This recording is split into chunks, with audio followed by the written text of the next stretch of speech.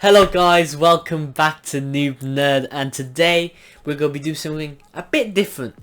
As you can see, not my usual review, discussion or chat about like comic book, TV or film. Well, I'll be expanding that and doing a whole collection video, as you can see from the thumbnail. I have a rack of DVDs that I just want to showcase to you, and a few Blu-rays here and there.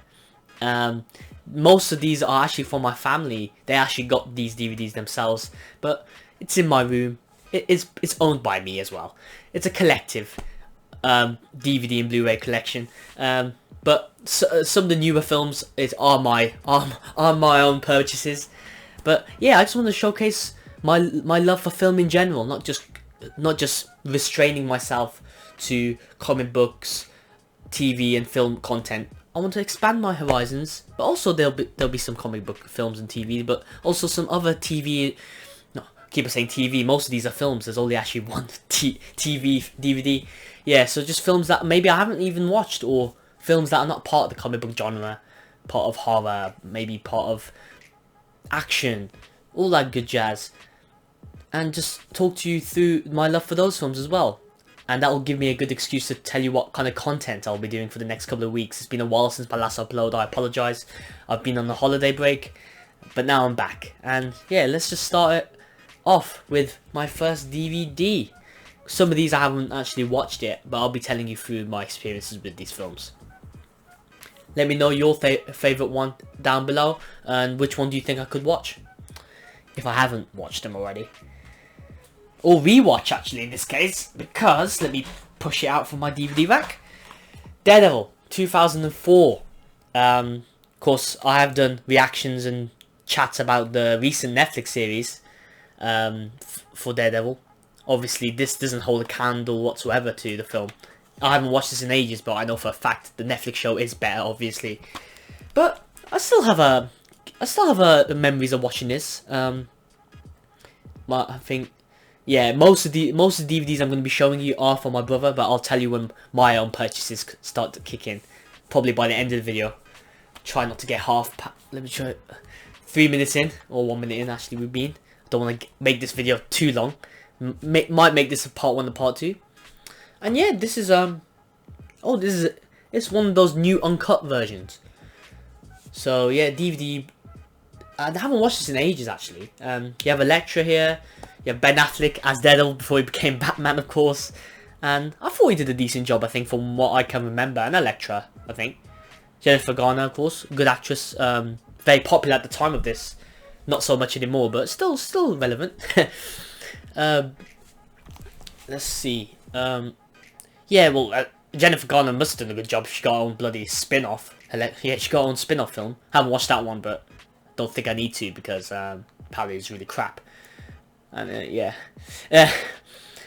Colin Farrell's here as the Bullseye character. All I remember is that little weird edge, like, logo he's got enscathed into his forehead. It's like, what's the point of that then? That's the only thing I can remember from him. Just a typical bad guy. And I don't actually remember that Kingpin was actually in this film, and played by, what's his name? Yeah, Michael Clark Duncan. I recognise the face, but I don't actually recognise the actor. Don't remember the actor. Oh, Jon Favreau's here. Yes, Jon Favreau's in this film, actually. Yeah, I forgot about that. That's weird. He's not actually on the box set, or the cover art of this. That's a bit bleak for him. Of course, he becomes more famous, as we all know. He became the director of Iron Man. But before that, he was playing Foggy Nelson. Yeah, I might give this a rewatch. Why not? Why not? Maybe I do like a retrospective thing. Enough on that. I don't want to spend too long on some of these DVDs. Let me put that back in. What's next?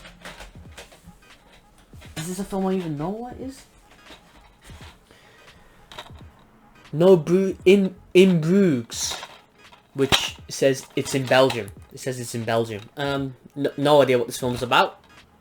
Ray Fiennes, he's my favourite actor. He's a really underrated British actor, I think. He played Voldemort in Harry Potter. But really, I haven't watched this film either, so yeah. I'm going to be doing a series on films that I haven't actually watched before, and just doing a first time review of them. In films in general, not just comic book films. So maybe this was one for future. 18 actually. Not quite 18 yet. One more year.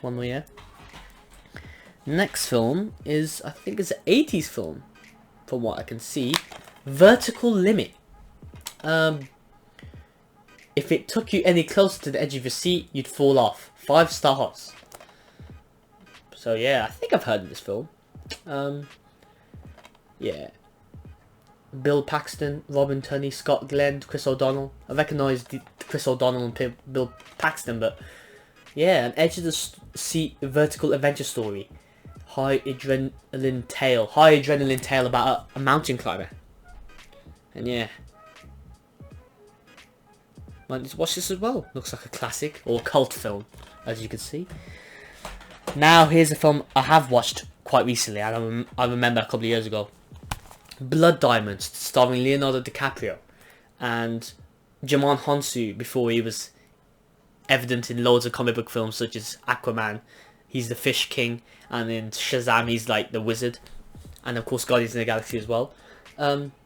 Actually, basically, it's a weird story. I'm in my geography class. We learnt about this film because it's about blood diamonds, as the title suggests, and it's basically about how. Look at the blurb just to see. It's all in Dutch actually, the back. So yeah, my brother must have got this from Holland because family lives there. And yeah, it's basically about like how I don't know if they still do this, but in one country in Africa, which country do I think it is? Or maybe in multiple countries in Africa. I don't know if they still do this, but this came out like 10 years ago. It's loosely based on a true story, I think, about how they get you know how like the military in some countries, African countries, also it happens in everywhere else, not just in Africa, but some are corrupt obviously, so get workers to get diamonds to sell off and use to like, I don't know, it's called blood diamond because it's like basically, yeah, they get the diamonds, but the expense of that is that the workers getting the diamonds, they get killed. They're basically almost slaves in that sense. And of course, Leonardo DiCaprio is like a tourist, or like he's like a spy trying to infiltrate the area or something like that. now that I mention it, I forget what this film, the story, specific plot points, but I think it really is a satisfying watch. Of course, he says here 5 Oscar nominees. Might need to watch this one again. Actually, I've already watched this once, but yeah, I learnt about it in geography class. And we watched a clip from this film, and I went home and I realised I've got this DVD already. So I watched it and I really liked it. Might need to watch this one again to remind myself. But Leonardo DiCaprio's in the film. He's technically the main character, but he's actually not in the film for that long, as for what I remember. It's just really cool insight into just the harshness of African military groups trying to take over the governmental power. You have that one actor, I forgot his name, but he's in Supergirl. He plays Hank Henshaw. He's a good actor. I should have remembered his name. But I remember this one scene where he just backhands a woman or something like that, or slaps a woman, and he's like, "Oh, I will rape," or like the husband. He like slaps a male worker, and he's like, "I will rape your wife" or something. I was like, "Whoa, that's some mad stuff, you know." So yeah, really good film. I recommend you check it out. I think just good. It's I don't think it's based on a true story, but it's based on like real events about blood diamonds, and just making a cool story that educates you about the situation, but also having you a dramatic story that's not exactly real, but it takes place in a real context, if you know what I mean. So yeah, next film is The Lake House, starring Keanu Reeves and Sandra Bullock. I don't know when this came out actually, 2006 or 2004, something like that. A heart-lifting love story that reaches across time. Of course, both actors young in their prime. Again, haven't watched this, but heart-lifting love story. Not really my thing, love stories. But I might have to check this one out. I don't want to say that for every film. Ooh, sorry about that, guys. Just my computer went off there, but it's back online. And Before Sunrise, or what was a 2-disc collection? Before Sunset and Before Sunrise, starring Ethan Hawke and Julie Delpy. Don't know, mate. If you know what this is, let me know. Ethan Hawke, I know. I don't know about the other actress. Ethan Hawke, of course, the father of what's her name? Maya Hawke or something like that. The actress in Stranger Things who plays Robin. She's a good actress in that one, but I haven't actually seen much of Ethan, her father's works. Again, 2 love stories in one. Not really a big fan. But this is a classic that I need to watch in its entirety. Jaws. 2-disc special edition. Steven Spielberg at his best. Look at this cover art. That's inspired so many cover arts, mate. Like that in itself. Need to watch more of this. I need to watch this like all in one viewing, because I might have watched it ages ago when I was a kid, but 12 actually. 12 rating, accessible, one of the first major accessible horror films. Very popular back in the day, and still is now. Inspired a lot of horror films. Need to watch this more. Might watch this like near Halloween time actually. Stick this back in. A Martin Scorsese film, The King of Comedy, Robert De Niro, Jerry Lewis. Of course, I wouldn't know what this was like a couple of years ago if I did this video, but thanks to the new Joker film that's coming out, of course, big fan of DC and Marvel, all that. Of course, Robert De Niro will be in that film, and his role will be inspired by this movie. And I think the Joker movie will be inspired much of this, so it might be handy me watching this before the Joker movie comes out. I don't know if the whole film will be like, will be inspired by this, but it's about a stand-up comedian who gets into a struggle. So, yeah. Martin Scorsese is involved in, of course, the Joker film as a producer, but he's done so many good films. So I'm so excited to see this and Joker. So yeah, that's weird. I didn't know we actually had this film. I'm pulling some of these films I just pull out. I'm like, oh, I forgot we had this, and it's a cool little thing that some of these films inspire so many more to come. This and Jaws, as I've said. And now I think this is my first TV DVD, 2-disc set. I'm Alan Partridge. Of course, I'm a British YouTuber, and this is a British comedian played by Steve Coogan. But he plays like it's like a mockumentary type thing where he plays like a radio presenter. The bitter life of a failed chat show host turned early morning local radio presenter in the city of Norwich in UK. I've actually started watching this in Netflix. Actually, it's really funny stuff. Really lasts the test of time, and again inspired a lot of stuff such as The Office UK and The In-Betweeners. And yeah, I haven't actually finished this on Netflix. Might finish it on DVD, who knows. But yeah, it's so funny, man. His jokes are very British focused. I don't know if people will get it outside of that country, but come on, man. Alan Partridge, he's an icon. He's an icon. He's lasted for so many years, and for good reason. Good reason. Which one's next? Here we have it. Emily, or Emily, I don't know how you pronounce it. Quite simply, it's perfect. Film of the year. A film by Jean-Pierre Jeunet. This is a French film, wasn't it? It's all in English, so I'm assuming it is. Don't know what this could be about. Of course, always on DVDs, they always have the quotes, the best quotes to say it's the best film ever. We'll see if this one warrants its title. Overprotective parents. Finally leaves home, works as a waitress. Discovers her true vocation in life. Helping others find love and happiness. It's a bit peak. Yeah, could be a good one. 15 rated. Doesn't look like a 15 rated. Maybe it's one of those, but yeah. Has to be decent, because my brother got this or something. So, yeah. I've got nothing much to say, to be honest. Inglourious Bastards, though. I've got a lot to say about this. Or more to say, actually. I watched the end. I think I watched a couple of scenes of this recently on TV. But I don't think I've actually watched the full thing. Of course, Tarantino. Of course, I'll be hopefully watching the new Tarantino film, Once Upon a Time in Hollywood. But I might need to go and visit this one before. I watched Django Unchained. Maybe I need, instead of just slave owner killings, some more Nazi action as well. Yeah, it's a very popular film, and I need to get ahead of that. And is this? Yeah, I think this is the original cut. I don't know if there's an other cut, director's cut apparently. Yeah, Tarantino as usual best. Brad Pitt is here. Of course, he starts off very, of course, in line with the historical context, but then Tarantino does his Tarantino craziness at the end, which I love to bits, and hopefully I'll love to bits when I see this in full instead of just watching it on TV a bit. And yeah, moving on to another Nazi focus film, Downfall. This is, of course, I think the film that inspired the famous meme about Hitler on YouTube. I don't have to say much more than that. But no, this film's much more than that. The memes, the greatest memes come from the greatest material. And yeah, I need 5-star. I need to watch this whole in full. Again, another film I need to watch more.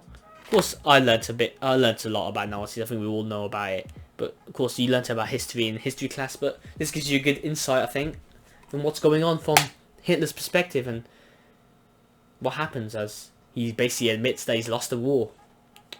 I might need to watch this Downfall whatsoever. I need to watch this.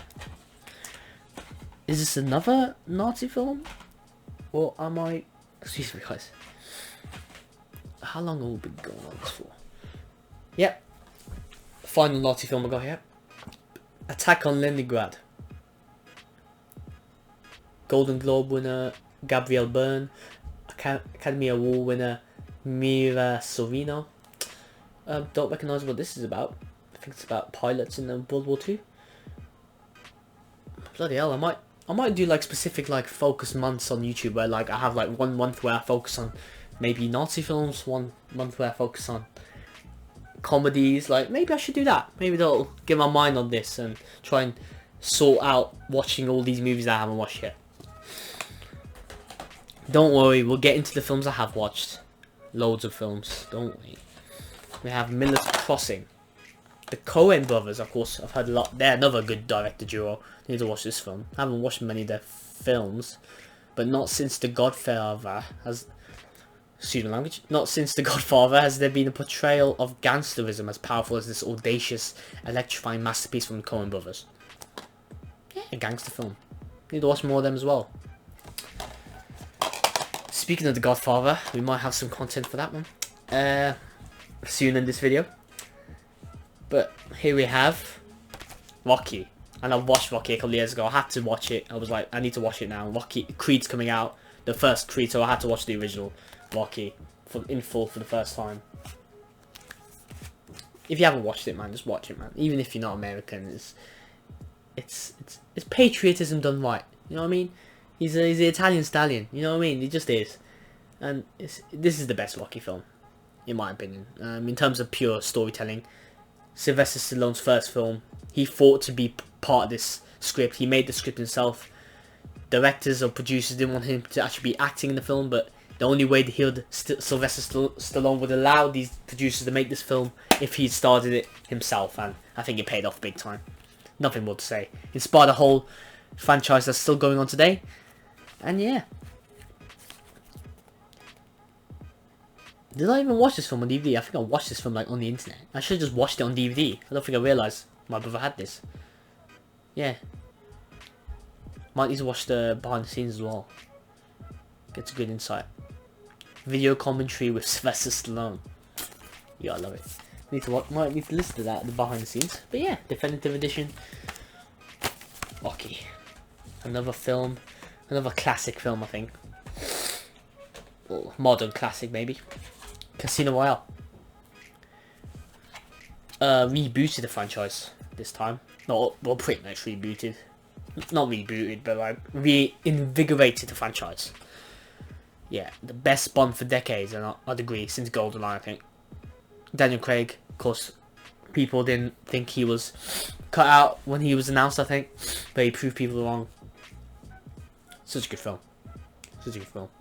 I think you have a multiple. This is the like perfect Bond film to start off with. Like, realistically, like if nobody's watched James Bond before, you just get them to watch this because it has everything. It has a jungle scene, has a poker scene, has a torture scene, some funny lines there as well, some good snazzy dialogue as well to go with the seriousness. The perfect blend of tone. It's really good stuff, man. It really is. And yeah, this is how James Bond went from a loving, caring spy to a fully cold one. A fully cold one. He was 75% cold at the start of the film, but he became 100%. the James Bond we all know and love by the end. But we care about the journey, not the destination with this one.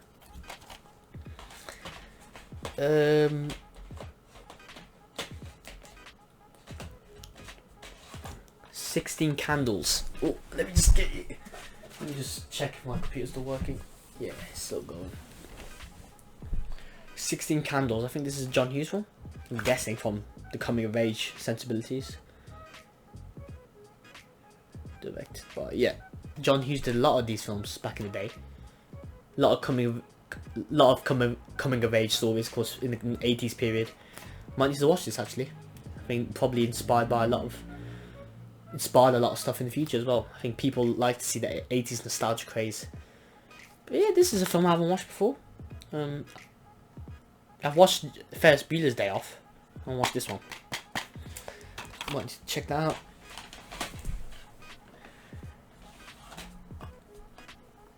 Duck, dive, dove, dive, dodge. Oh, I can't say it. You'll dodge, duck, dive, and laugh out loud watching Vince Vaughn and Ben Stiller, man. This is the quintessential comedy film that I started off with back in the... Probably I watched this when I was too young, considering it was a 15-rated film, but it's so funny that you want to watch it. And I might maybe watching it now, I might get some jokes that I didn't get before, but it's just so funny, man. It's got some heart. It's got heart in it as well. You feel some stakes as well and everything, man. It's like mental. It's like you laugh at a character's death is like made a joke, but then by the end you're like, holy crap, I don't want them to lose a dodgeball game. So mad. But it's got some really good stuff. Jennifer Aniston's really good in this. You really relate to all the characters. This is a really good comedy film, man. Ben Stiller, of course, is great as a villain. It's cool seeing him play a villain for once. But of course, a funny villain. And yeah, if you haven't watched this, you should really watch this, man. It's a really good film. It's on TV a lot. And yeah. I'm just looking at the special features. Alternative ending. Might need to watch that as well. So yeah. Very good. The whole team you just relate with, man. You want them to win. Every time I watch it, like, even though you know what's gonna happen, you just like the journey they're in. And the jokes they say along the way. Extreme edition. Grab life by the balls. Now that is a message for the times. Another good comedy, but this time I haven't watched it in its full. Borat.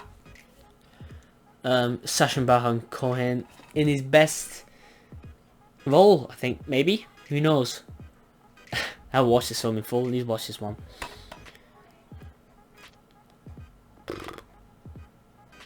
Yeah, man. I feel guilty for not watching this actually. Of course, a lot of raunchy humour, a lot of humour that maybe crosses the line. But yeah, why not? Why not? I think he knows how to do those kind of films. You know what I mean? I watched his newer films, his more recent films, like what's it called, the Dictator. But I don't think they're as good as this. Apparently, I might need to go back to these ones. Bloody hell, my nose is killing me, lads. Again, sorry about that little break, but I just had to compose myself, because now we're getting to the really juicy, nerdy films.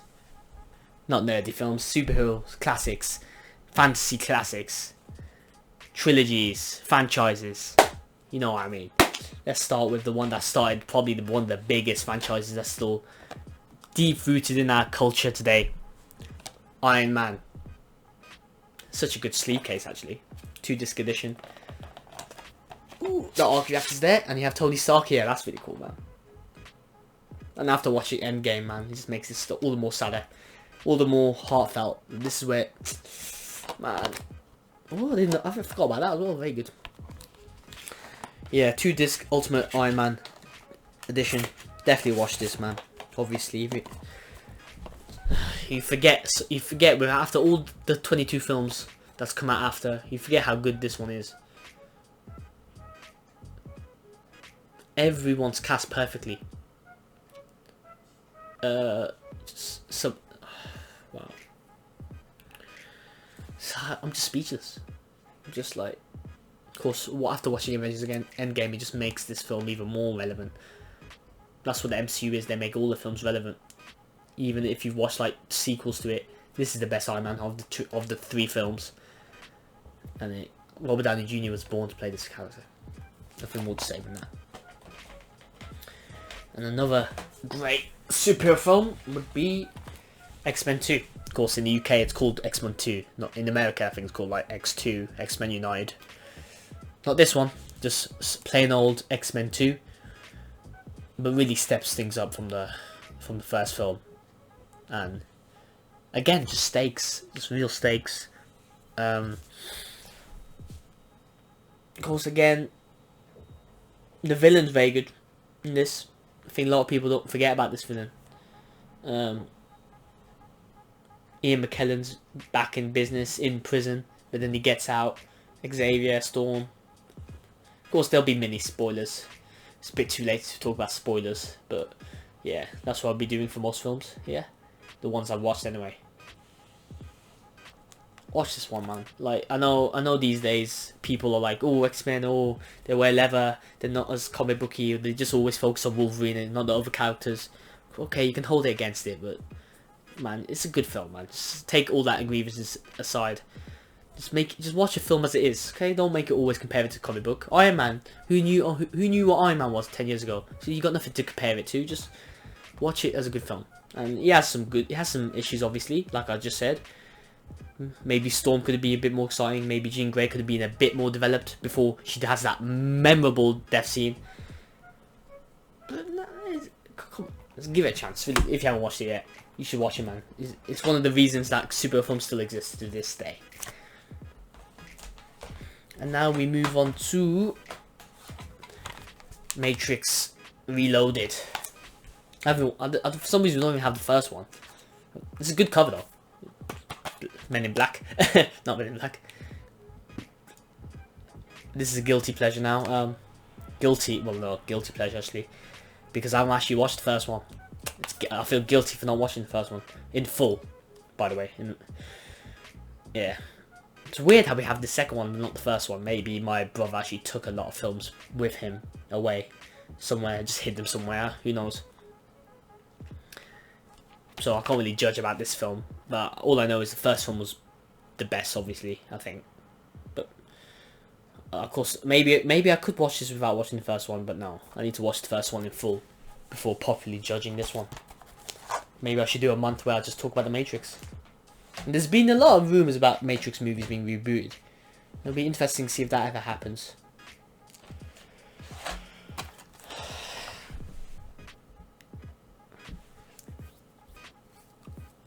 Wow, it's just sniffing it, man. Just sniff the goodness out of this. Christopher Reeve. It's just... What's going on in this disc? There's two discs here. Look at it. I need to watch these special features, man. That's what I need to do. But the film itself is just really good, man.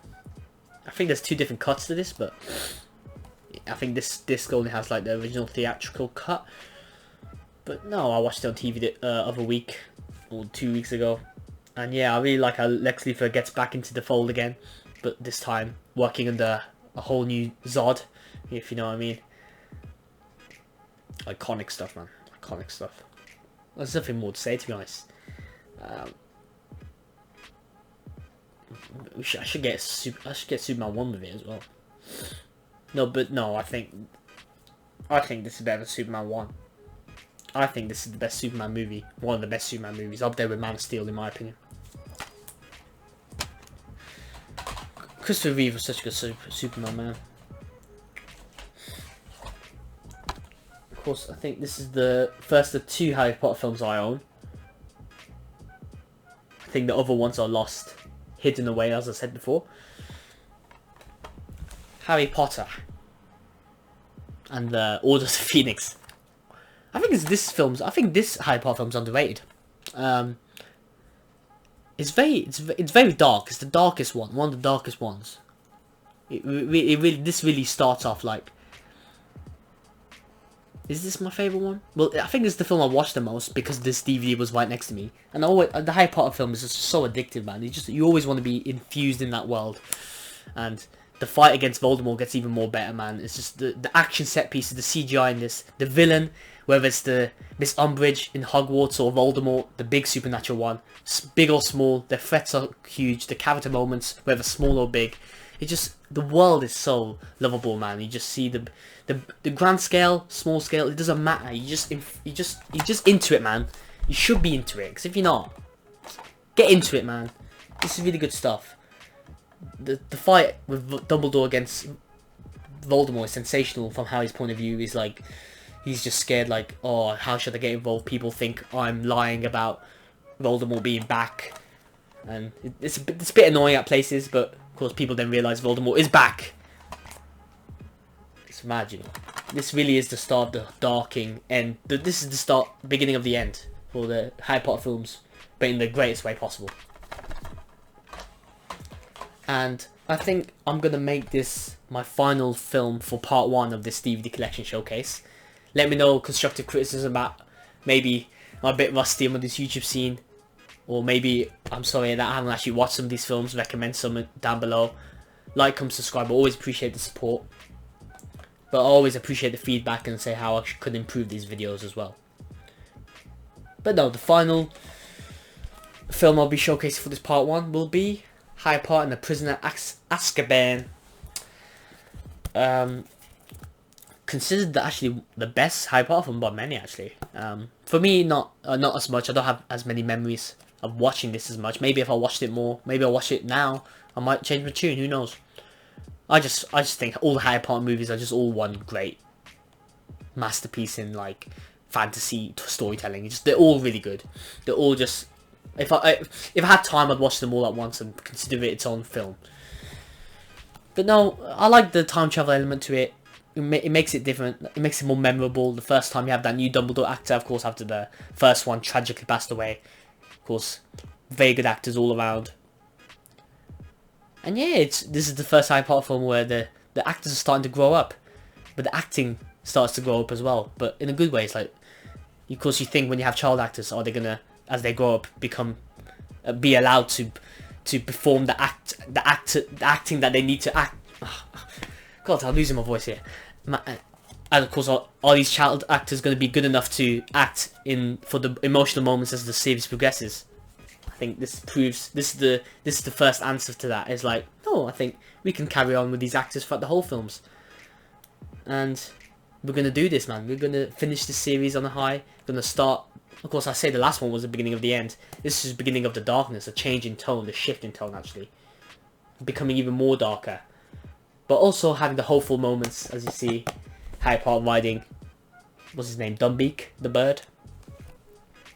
And yeah, the special features here are really cool as well. I watched the Order of the Phoenix one. I might need to watch this one as well. Because the Harry Potter studio films and the crew, they really do a good job of using a mix of practical effects but CGI. And miniatures and stuff like that. Really fascinating stuff to how they made this world. So much to learn. They have their own, of course, theme park showcasing all their sets and stuff like that. Their sets, their locations. I need to visit that place. But yeah, that's enough for my first part. Hope you enjoyed it. A different kind of video. And I'll try to step it up a bit more for my next videos. Where I'll be talking about other content I'll be doing in my next part 2. That's going to be my last part. And yeah, we have Batman, we have Star Wars, we have Spider-Man, we have Star Trek, we have all these other films I need to talk about still. And yeah, I'll be talking about that and also future videos I might be doing concerning films that I haven't watched before and stuff like that, and reviews to films that aren't just comic book based, as I said before. But yeah, that's enough for me. If you've lasted this whole video, I'd massively appreciate it, and I applaud you for that. Ring the notification bell to get notified when I make these new videos that I'll be uploading very regularly from now on, after my 2-week break. And yeah, thank you guys for watching. Like, comment, subscribe and share. Always appreciate the support. I'll see you guys next time. Bye.